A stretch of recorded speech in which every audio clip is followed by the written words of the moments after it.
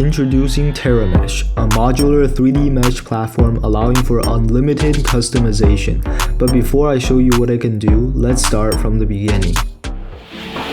Okay, so it's my mom's birthday in a couple of weeks, and I want to make her a pretty nice gift before I head off to college. So I was thinking of gift ideas, and that's when I found a bag of yarn that I had started with for a project a long time ago. I wanted to use up this leftover yarn, so from the start, I knew my goal was to integrate yarn with 3D printed elements to make some sort of cool, unique gift product.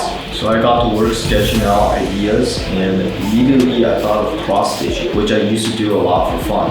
And if you don't know what cross-stitching is very similar to embroidery, and it's basically using thread to make a pattern or design on some sort of mesh canvas.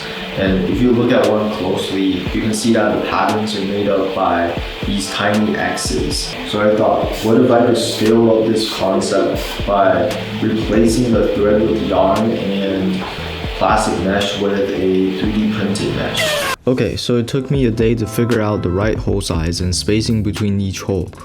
I just printed out a couple prototypes to see which one I thought looked the best. So this is the version 1, and as you can see, it's a little big. So I went with something smaller, something like this. And you can see that this one, the 3D printer has a little problem printing, being so thin. So I knew I was kind of stretching the limit of my 3D printer, and I wanted this mesh kind of shape to still look pretty good. So I increased it slightly. So this is version 3, and you can see it's a little bit bigger and it looks a lot cleaner. The cross stitching looks less dense than this one, which I preferred. And then I also made this, which is like a stackable design. So you can see that these made a little like extra edge, and that is supposed to be attachable to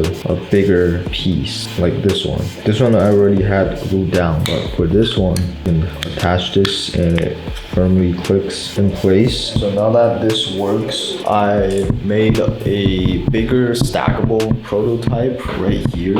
Okay, so I made this thing here, and it's 4 levels of this mesh, and I'm thinking of making it kind of like a heat map kind of thing. So since it's 3D, it's an actual physical representation of the different levels in a heat map. So I want to go with that kind of design concept. Yeah, I kind of just started out with a modular piece kind of like this, and I just combined them into bigger pieces. And you can see this is each level I designed, and it's all modular, so each piece has the same dimensions, so it can all fit together and stack really well. So I'm gonna see how that turns out. So this is the last piece that's been printed, is the biggest one, and as this is printing, I'm gonna start weaving, or I guess stitching the other pieces.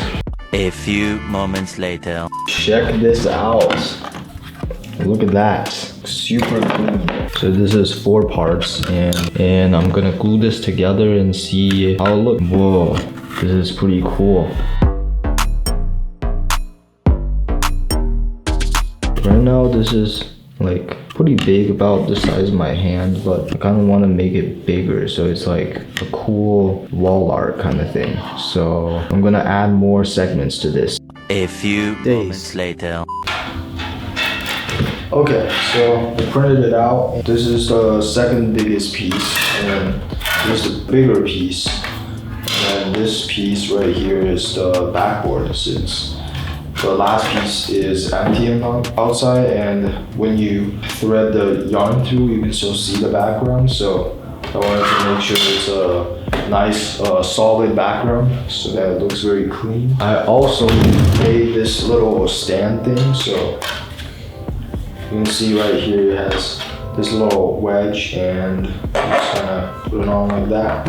I didn't really measure this angle, I just kind of eyeballed it, so hopefully when I attach it, it stands up. I think this is definitely pushing the limit for this printer, and the problem is that I can't really print this piece flat like this because it would obviously leave the print bed. And for all of these, I also didn't print it flat because the printer can't really make so many holes on the bed, and it just keeps sliding around, so I couldn't really get the thing to print flat. So for all of these mesh plates, I kind of printed them like this, and it's been working. I just added a really large brim to the bottom so that it would stay put on the thing. But you can see that there's very visible layer lines on this. I printed this one in this orientation like this, and you can see the layer lines get a little more pronounced as the printer goes higher because it's vibrating more. The entire plate is kind of